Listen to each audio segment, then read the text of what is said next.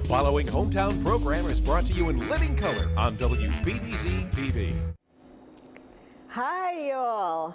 Welcome to the Daily Buzz 716. I'm Penny Wolfgang, and here we are, another episode at the wonderful Erie County Fair Cook's Kitchen and Shop.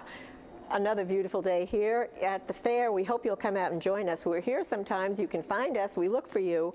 Today we are going to meet some members of the official fair marching band, and we'll meet an author who has his own interesting theories on the deaths of some very important American icons. And of course, we are going to taste some food as always, and today it is Sicilian with a French accent, and it all starts right now.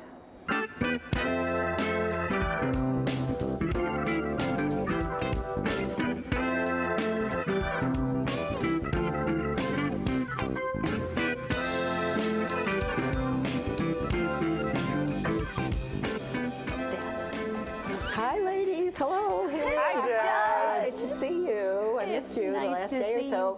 What are we going to talk about? We have some good news to start with. We do.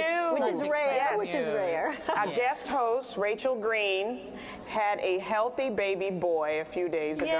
Yay. Congratulations, Rachel. Welcome to the world, Sovereign. Yes, his name is Sovereign, and Rachel, we have some nicknames planned out for him. We'll talk to you about that later. I think tell you off the air. the nicknames include things like handsome and little cutie. And That's not what you said. That's the one she can say on the air. Those are the only ones she can say on the air. They're so cute, though. We can't wait to see them. Yeah, we can. So we were talking, the whole world, I think, is talking about the Taylor Swift case, the quote-unquote victory of Taylor Swift when she had the lawsuit and she received $1 in compensation, which is all she asked for as her lawsuit, but she wanted to prove a point that this sexual harassment incident occurred, and that she was, we think, brave enough to fight this, to come out about it, to come to the forefront about it, to speak about it in public, and so many people have been afraid. So women in the past have been afraid to do this, and it turned out to be that she was vindicated because, you know, people were doubting her word, of course, and a jury believed her, and in a civil case it was, and she was asking for $1 compensation and received it. What was her reason for asking for $1? Well, to prove a point. In other words, she said, I'm not asking, she could be asking for monetary compensation in a civil case. In a civil case, you have to have some sort of money involved.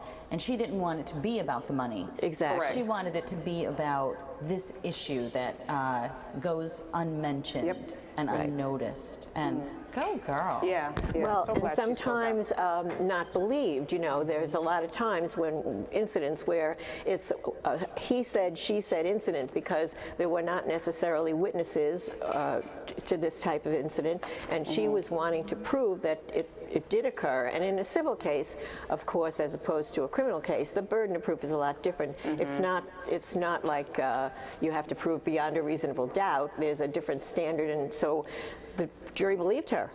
Yeah. Well, good for her. She put herself out there, and she opened herself up to a lot of ridicule, and you know, lots of people saying that she's making it up or she's crazy, and those are all the reasons women don't. Right. Yes. I'm sure there's a lot more people out there, especially women, that are saying good for you. And she said that she's going to make donations now, because again, it wasn't about the money, it was to prove a point, it was the principle of the thing, she said, and she's going to make donations to women's groups to empower them to come forward like she did and to pursue if anything should happen to them. And it was really, I think, a victory for women in many ways. It really was. It really was. It was a great moment. Yeah. Let's talk about something that everybody wants. Love. Yes, absolutely. Yes. I love you. We love you, Mercedes. We love you, but not online. Not online, in real life. Yes. So. The Buffalo News had a big article, was it Sunday's paper? I think it was Sunday. On love scams. And in New York State alone, there were 851 cases of them in 2016. and a loss of $7.1 million. So listen, you say Well, you have to love explain, scam. right. So Yeah. love scam is me just looking at you saying, I love you, and then No, turn it's, around. it's, it's people that It's on the intentionally go internet. online with the intention to commit fraud, Right. but they mask it with loving you and talking to you and emailing you, and then they Yes. Making you schmooze you feel out of money. good about Yeah, yourself. Yeah. It's really sad. It's really sad, but it's so prevalent. In the case that they talked about, a local woman was on something called millionaires.com. MillionaireMatch.com. Thank you. Yeah. Millionairematch.com. And it's really sad. She was looking for, as you said, looking for love in all the wrong places. Yeah. Could that be a song? Yeah, that's a song. Or a book. And in any case, so she met this person who she believed was a millionaire, and he told her online, and this is over a period of time, I have this big money that's coming in, I'm making cocoa beans or selling some kind of beans, and I'm going to become really wealthy, and I'm going to come and meet you, and whatever. And then all of a sudden he said, oh, I need money because they delayed my shipment or made up some story, and she fell for it and gave him untold amounts of money. Like $700,000. And of course, it was all a scam. He was some person in Nigeria or another country who was just scamming. And this was not the only example, this poor woman. But that's how desperate people are for love. I mean, how lonely people are. It's so It's sad. Yeah. It's really sad. But you know, people are so, like you said, gullible, and you say, how could this happen? But I guess it's an example of somebody who, like you just said, people are looking for love and looking for companionship and whatever, And someone else their can common sense doesn't come into play. They're grifters. These people who are scamming, they're grifters. They're so good at what they do. They can sniff out a vulnerable person. They know who it's going to work absolutely can. on. Yep, absolutely can. Yeah. Okay, we also were going to talk about the good use of the internet in Charlottesville. yes. I thought that was really interesting, that they were sort of using the internet to show the names and the pictures of the professions. And the right. So they're yes, identifying that's right. they're identifying these people Identify the people who were these protesting or- perpetrators of really bad behavior, Yes. and putting their names and faces out there. Yep, accountants and teachers and police officers. Because if you're going to behave like that, people should know who Absolutely. you are. And they're right in Absolutely. public. It's a public, I mean, if you're going to be, it's like people putting things on Facebook and knowing it's going to be seen by, countless people. There's no privacy right whatsoever. Well, the same with this. I mean, they're out there in public, and so they can be If they're so identified. if they're so embarrassed to be shown doing what they're doing, maybe they shouldn't And have been doing it. Correct. several people were, I know there was one example of a man who was fired from his job.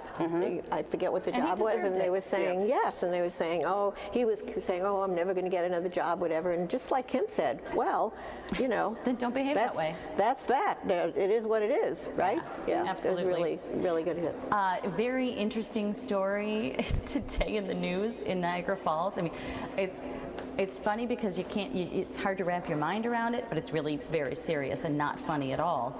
An 81-year-old man who's a pharmacist in Niagara Falls was coercing women to do things for their medication. Do things like what? Well, in particular, one woman just brought a case that he would not give her meds unless she removed her clothing. And you think to yourself, well, that doesn't make sense. But if someone's sick and they're desperate and they need their meds, and he said to the woman, and if you don't do what I said, I will call every other pharmacist in Niagara Falls and tell them not to fill your script. That's really frightening. Yeah, and how frightening. long has he been getting away with this, is my Well, question. there are 4 other cases that are being brought against him. So now that this woman came forward, now and police are investigating, they're finding a lot more. It's terrible. Yeah. We want to take a minute to congratulate our very good friend, Mr. Budway, because Mr. Budway and his family have owned Budway's Market here in this area, Western New York, for many, many years. And he just decided to retire. I think it's Frank, the whole family, but I think it's Frank who is owning it now. And he sold sold the business to another local person so that the business, which is a local family-owned business, and there's so few of them, could still remain. And I'm trying to think of, tell me who he signed it to, brought the Marketing Square, and it's somebody in here, and they're going to keep it, and they're going to keep it local. That's a and big we deal. need that. That's a big deal. Yeah. That's a big right. deal. Western And New so York congratulations to all the Yes. people. So we have to take a short break, and when we come back, we're going to go outside and meet the marching band, who has a much longer name, but Mercedes is going to tell us. And we're so excited to see them and meet them and hear them, so please stay with us.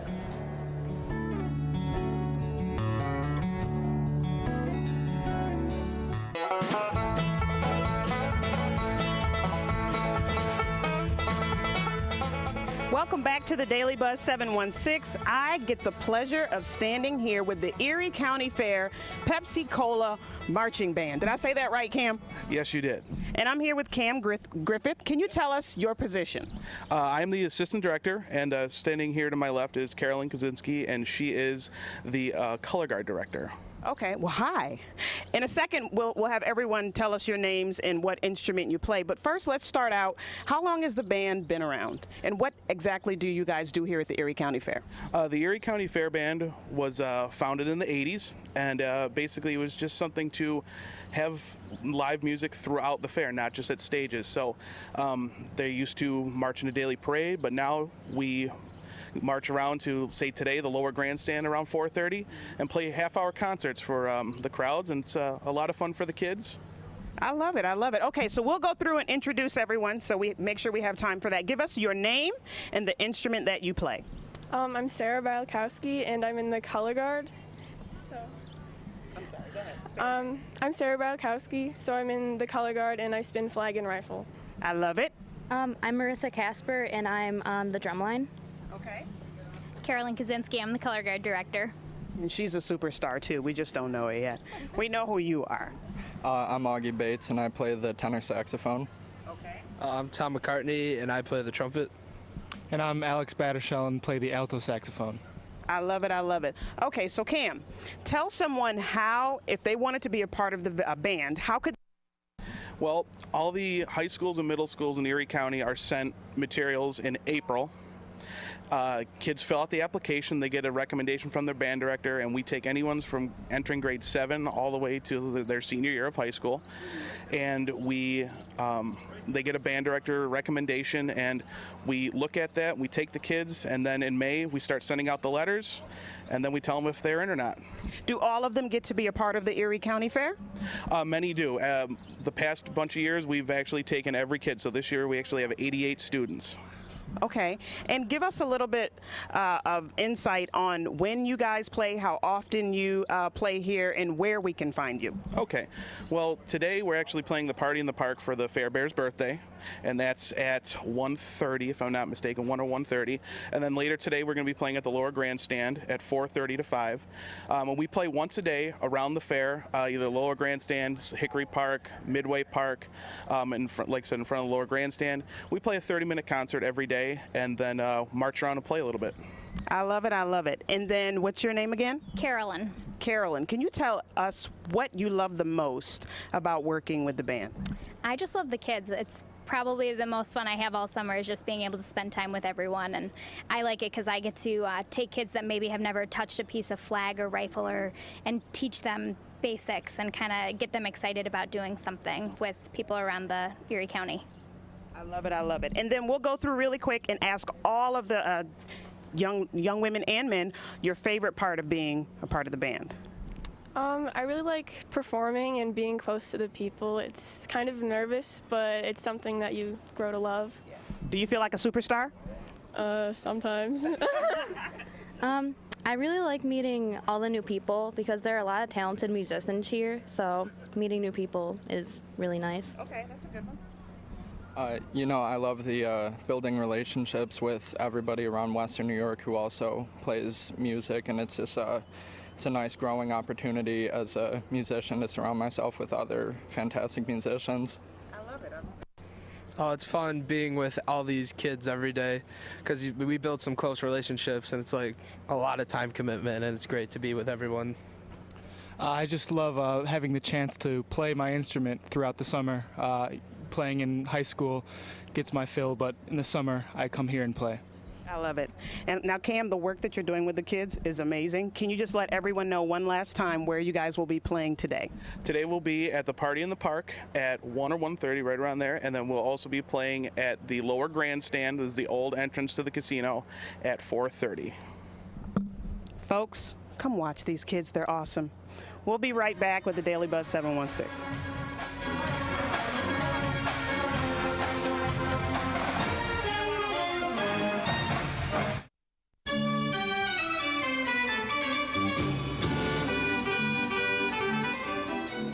Hi, welcome back to the Daily Buzz 716.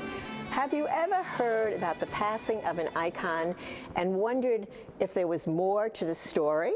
Well, our guest has made a career out of digging into some very interesting, controversial, and the death of iconic figures and finding out if maybe there is more to it than the public knows or that we know. He is author Steve Ubani, and he is here with us today, and he is going to tell us a little about these theories and about his book. So welcome. Welcome, welcome. Welcome, Hello, Steve. Nice to be here. So how did you get the idea of writing about these quote-unquote mysterious deaths or investigating these mysterious deaths? Well, I think it all started in middle school. I mean, I took history class and I never believed some of the things that they told us.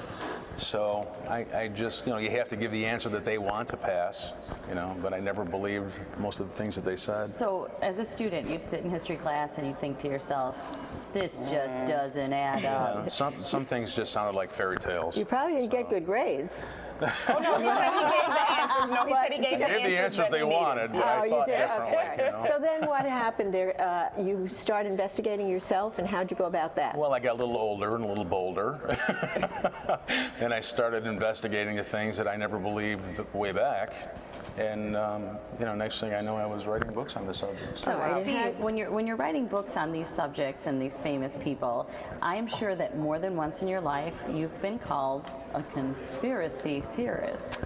If I'm lucky, I've been called a conspiracy. If you're lucky, that's Man, when I've been called nice. Everything. I've been called a lot worse than a conspiracy theorist. We don't do that on WBBZ. No. What's your definition of a conspiracy theorist? I don't have one. I don't know if there is a good one. Well, I looked it up. To be honest, go ahead. What do you got? I looked it up. So this is what it says when you look up definition of a conspiracy theorist. It's very simple. A person who holds a theory that explains an event or situation as a result of a secret plan. Wow. Is that you? Probably not.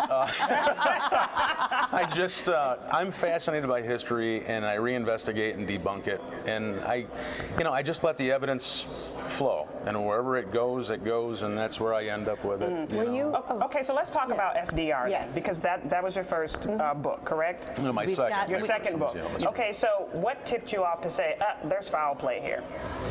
Well, I never believed, I thought it was a fairy tale that as Allied troops were storming Hitler's bunker, FDR just conveniently died of natural causes. Well, why? Why would you think that doesn't add up? Has that never occurred to me that there would be anything but? Right. So I did my investigation on this, and another thing that struck me as funny is that at the end of the war, Hitler, FDR, and Mussolini all died within 18 days of each other at the end of the war. Mm-hmm. And I thought, if I went to the Vegas odds makers and had them calculate that, it would come back in the hundreds of trillions to one. It just didn't seem possible that both of these things could happen. Mm-hmm. So I did some investigation, and every now and then you get lucky, and I got lucky. I went to the Frank Leahy clinic, and I researched it online. And what he had published, FDR's doctors were baffled. They had no idea. Who was Frank Leahy? Frank Leahy was the key surgeon who started the Leahy Clinic. And he was the one that FDR's doctors took FDR to when they were baffled. Mm-hmm. And baffled at his sickness, at his illness. He was going from near death to vibrant health and back and forth and back and forth. So they take him to Frank Leahy, and there was 4 doctors, and he said, basically, what's wrong with this guy? So they just published Frank Leahy's memo, and they said that what he put down, his symptoms did not align with infantile paralysis or polio. So I said, well, wait a minute here. We've got a problem. So this guy, every time he went to the White House, he got sick. Every time he went away from the White House, he got well.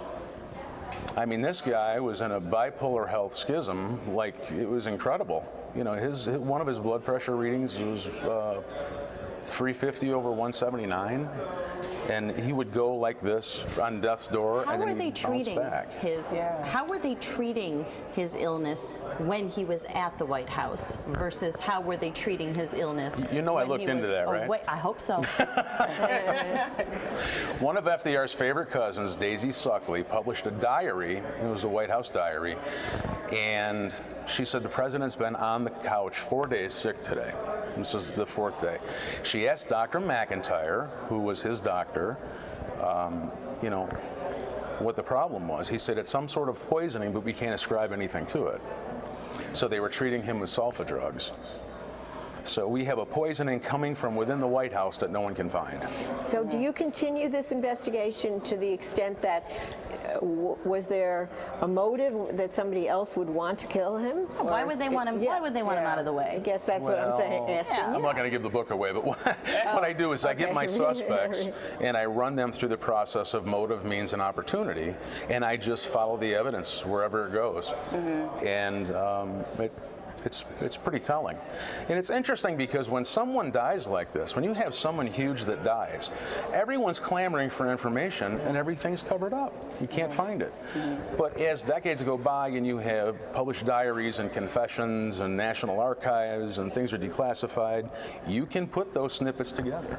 But So by that time, nobody's looking. I you would know? assume, but I would assume when the president died, you know, you talked about his cousin's diary, that the people around him, like his cousin or his wife, that they would have been clamoring loudly if they believed foul play were a part of what went down here, because these were people who loved FDR. Why would they not have brought that out to the American public or to the media? Or questioned it. Yes, You know, publicly questioned Yes, it. yeah. You know what? I really don't have that answer for you. I do know in 1957, Eleanor Roosevelt commissioned a private investigator to investigate her husband's death. And they got the huge one around, and they finally had to break down and tell them that all of his medical files were stolen from a locked file at Bethesda. So That's suspicious, right? Yeah, that's never good. yeah, kind of. Yeah. How long does it take you to come up with your conclusions? How long is each? Well, each one's a little bit different. It would take me, the Elvis book was 5 years. It was grueling. This one was about 3.5. Going to the National Archives at the FDR Museum, and you should all go, by the way. It's terrific. I mean, it's terrific. So about 3.5 years on the FDR, 5 years on the Elvis. It just depends on the amount of evidence and, you know, where it takes me. How do you pick your subjects? Did we ask you that? I mean, that's a good how'd you question. pick That's the, a great you know, question. What made you think of FDR? What made you think of Elvis? And we're going to talk about the future ones. Sure. You know, again, these are things that it all goes back to middle school and high school. I mean, some things I just never believed. So I picked them right then. You know. So these were things that just kind of stuck in your Well, gut. and You I didn't guess you like are it. picking icons too. I mean, like we said at the top. I mean, it's somebody that people would care about. I mean, if this did happen to FDR, he was, of course, one of our most important presidents. You are going to end up with 5 books in this series. Will you share with us what iconic folks are to come? Well, the next one is going to be Kennedy. It's going to be JFK. Nobody's done that one. Well, the reason why my book's going to be different, and it's a good question though. It's a great question. The reason why it's amazing when you do research, you run across other authorities on subjects, and I think I know more authorities on that subject than probably anybody. And the reason why I'm doing that this year is on October 26th of this year, the federal government is doing the big document dump. They're releasing all of their information, which enacts the 1992 JFK Records Act. started by George H.W. Bush. Right. So my book will be the first one out that has all the new information. So really, you're capitalizing on great timing. Yeah. Timing helps. It yeah. does. Yeah. It's smart. I'd rather be lucky than good. any day. Do you have people contacting you, writing you, or I guess writing is old-fashioned, texting you, whatever, complaining about your books or your theory, or debunking it, or saying you're a crazy guy, why are you writing this? Well, people can say whatever they want to. Yeah. Luckily, I've been spared all of that. Most people enjoy my work a lot. But I'm sure I have critics, and I think everybody has critics. I write about FDR and Elvis. They both had critics. If you don't have critics, you're not doing it right. Yeah. That's what I was just saying. Jesus had critics, Gandhi had critics, the president, the senators, ambassadors. So I guess I've arrived. I have critics. It's kind of a left-handed compliment, Yeah. Is there, I know we're going to be talking, I know you wrote a book about Elvis. There's an anniversary coming for Elvis, right? So that's very topical, right? Yeah, tomorrow's the 40th anniversary of Presley's death. Yeah, Wow. so that's a very, I hate to tell you this, but he didn't really die because he was here in the studio with us last week, but it's a long story. We're going to take a short break. Where was I? Yeah, he was here. We're going to take a short break, and when we come back, we're going to find out about what happened, what might have happened to Elvis that we don't know about, and what else is going to happen in the future to what icons are going to be debunked by our hero sitting next to me, Steve Ubani. So please stay with us.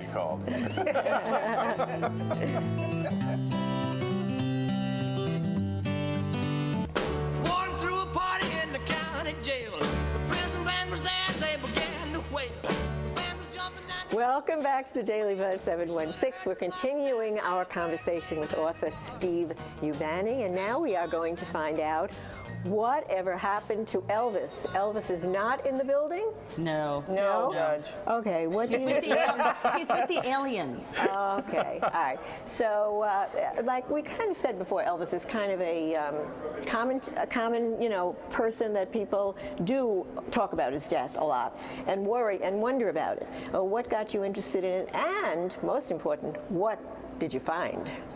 Well, I remember where I was when Elvis died, and the world just took a collective gasp. It just seems so surreal. And the stories that came out, I never believed. So, What about the stories that came out made you pause and say that doesn't add up? Because we've all heard the story of how he passed away, and myself, there was nothing in that story that made me question.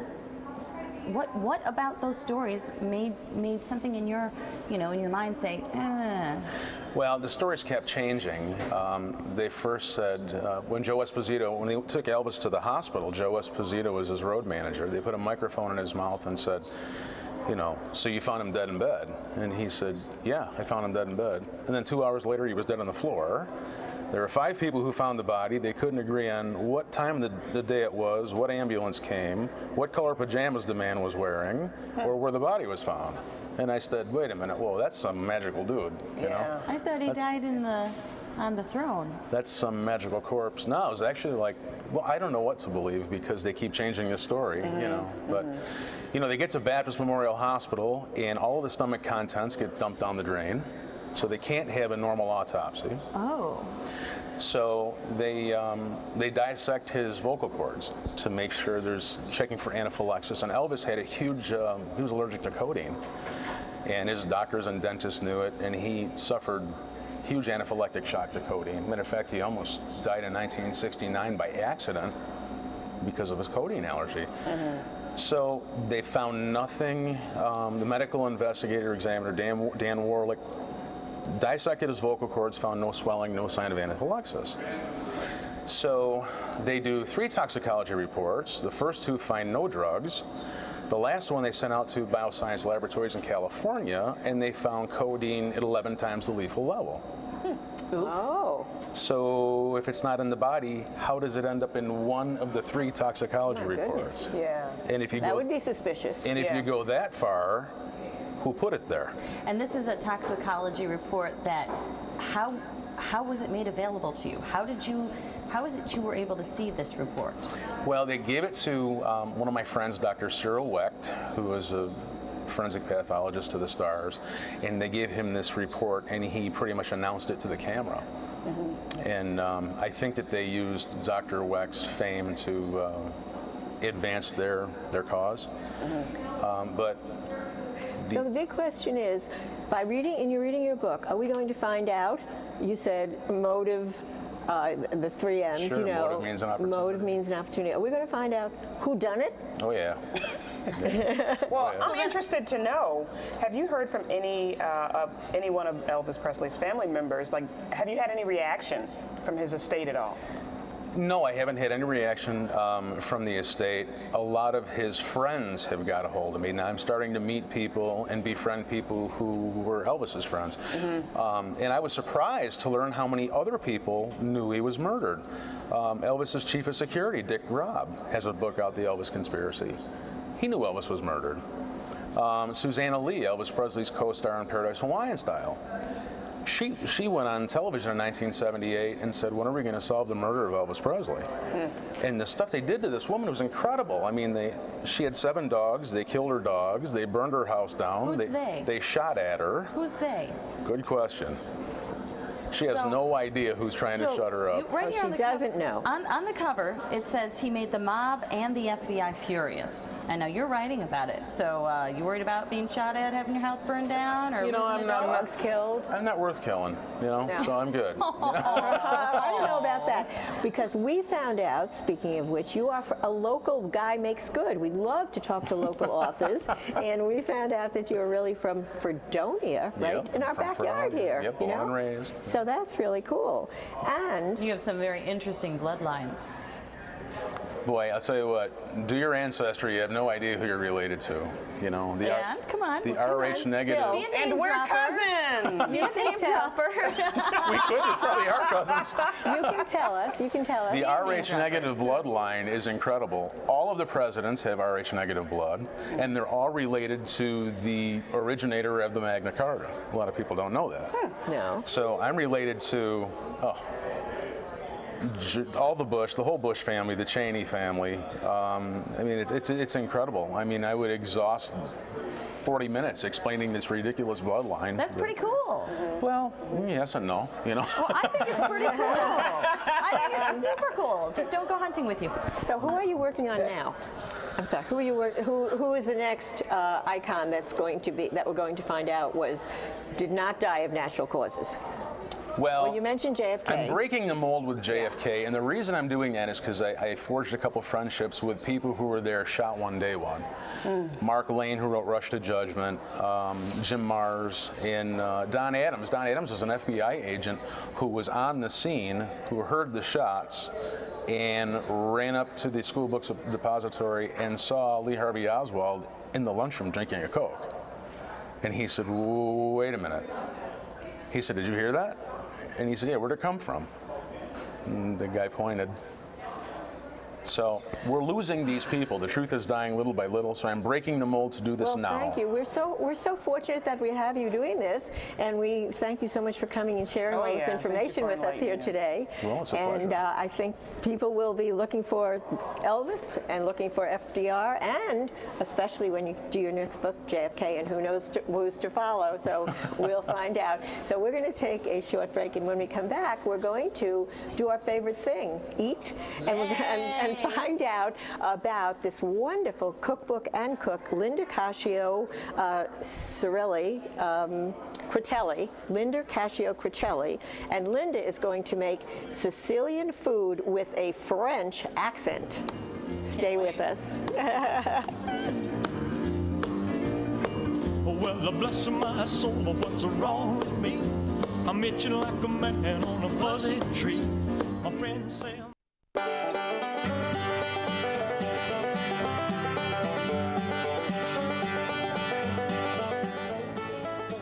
Welcome back to the Daily Buzz 716. Our next guest is a retired school teacher whose passion for cooking led her to write a cookbook in honor of her mother, which may include her mother's recipes, and which is called, I don't know what it's really called, but it's Sicilian Cooking with a French Accent. Okay, that's the exact title. Yes. And we have the book here and the person, and now we're going to find out about the food, our favorite subject. Yes, we are. Yes, we are. I'm very proud to be a Sicilian. Brought my map of Sicily. Oh, I love it. And many Buffalonians, if you would hold one end, you would hold one end, are from Valle d'Olmo. And Valle d'Olmo is a little bit south and east of Palermo. So my mom was actually from a different town, but we're all Sicilian at heart. So a few years back, my mom passed away, and I felt a great hole in my life. And I decided I need to fill it with something. So I collected her cookbooks, and I made a cookbook for her in her honor. Wow. So my homage to my mother includes my background as a French teacher. I've been told that I speak Italian with a French accent. Oh, that's adorable. Sorry. Linda. So that's where It's a the great title combination. came from. Yeah. So how many recipes would you say you have? There's here? about 60 recipes in the book. Some are my mom's directly, strictly hers, and a lot of them are ones that I've adapted. My mother could make a meal out of almost nothing. And everybody knows what pasta primavera is, which is the beginning of the season, the growing season of peas and asparagus and the early vegetables. But by the end of the summer, you're wondering, what am I going to do with one tomato, a zucchini that's this big? Nobody wants it. And so I created a pasta dish called pasta abbondanza, which is the abundance of the garden at the end of the year, but you don't need a lot of everything. So I took some of what you see here. There's red peppers, there's the green and the yellow pepper, a nice red onion, a little bit of broccoli, string beans, and I blanched everything and mixed it with some olive oil. What does that mean to blanch something? Blanch it means you drop it into some hot water, boiling water, for about 2 minutes. And then, somebody stole a string bean. And then plunge it into cold, icy water so it stops the cooking process, and then it stays nice and green.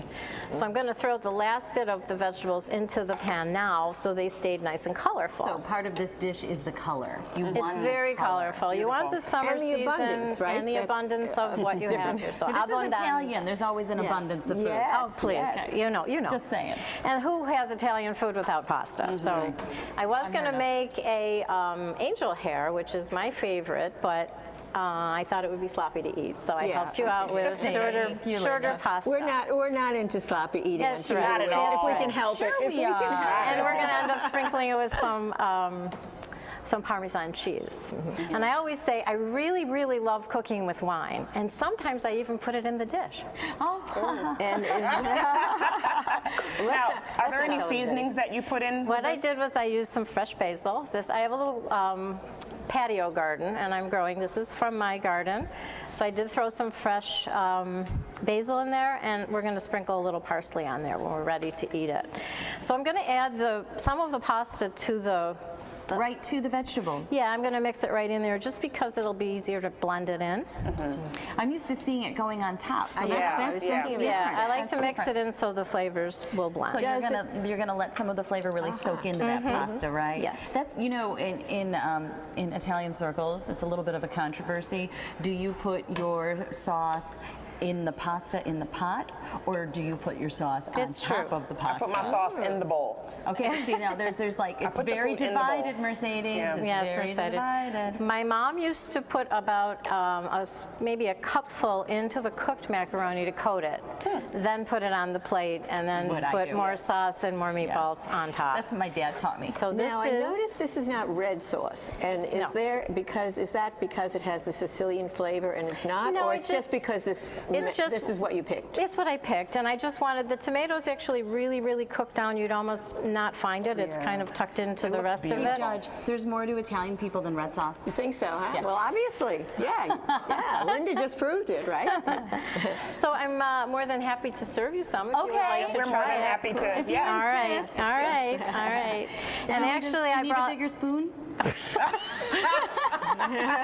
Now, in your about recipe book, Yes. are there main dishes? Are there desserts? That's all I get. Is it mixed? you want more? Is it a mixed, suggestion? There are appetizers, there are soups, there are sauces, there are meat dishes, there are French specialties.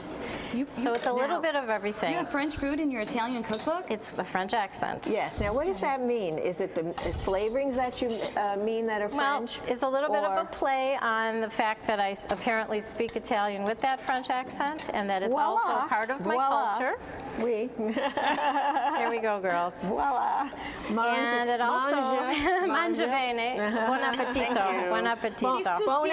Bon appetit. Bon appetit in French and buon appetito in Italiano. I heard that my whole life from the old Italian That's aunt. right. That's right. You're too skinny. She's too skinny. It's really good. Mangia bene. You have to. So after you eat this delicious meal, wonderful. Then what do we have here? Then we have my mother's. She created a lot of recipes herself. Her mother died when my mom was only 12, leaving behind 10 children. My mom was smack dab in the middle of that group, and got the duties of sewing and cooking. So when she started, she didn't know what she was doing, and the recipes were hideous. The boys would just eat and say, "Wonderful, Josephine, lovely," but it really wasn't very good till she really practiced on them. But this recipe she made up, and it's a fruit pastry that's very few ingredients, and also we have cookies too. Oh my goodness, the cookies are. Yeah, the cookies are. I've been making cookies for the last few years at Christmas time, and these are my herd of buffalo and a wing and a prayer. Look at the colors. Chicken So wings, actually, A wing and praying hands. and a prayer. I love wing it. and a Hold prayer. up the buffalo, Kim. Oh, the buffalo. Right. I love that. So that dessert over there, the one that your mother made up, Yes. it looks like a take on Sicilian pizza. It Like almost Sicilian is. pizza It turned almost into dessert. is. But it almost also is. looks healthy. We're into healthy eating. It's got fruit. It does have fruit. It does have fruit. You keep telling yourself that, Apples, Judge. cherries. There you go. I'm good. Your I Honor, need a chicken you're right wing. on as always. Yeah, So no, we have cherry not really. and we have apple. They're So really good chicken wings. you like? Well, There's no and not sauce spicy. to dip. And not spicy Not too and no spicy. sauce, right? Not too Yeah. So we have that for dessert. We have the cookies, and we have And other recipes in this book? these two. This recipe is. This one is not, because it just came up kind of on my own. This is a throw together. Like you can anything in your garden. Yes, I remember my any mom yummy doing that, seasonings. making a meal out of potatoes, some spinach, and some eggs, and she would make a frittata, and that would be dinner for us, and it was perfect. Do you have recipes like the real old school recipes where dandelion? You know, my I dad have would go out cartoons in there. Cartoons. Oh, tell the girls. People don't know. Oh, it's time to go. Oh, just no, we started have to talking go. about We have to cartoon. It's time go. Well, a cartoon is a burdock. It's a weed. But when you cook it right, boy, is it I hope you delicious. listen to everything Delicious. Linda said how she did this, because I can tell you this is really delicious. Thank you. And we highly recommend it, and the Thank you. cookbook as well. We'll Second. be right back with some final thoughts. Please stay with us. Thank you.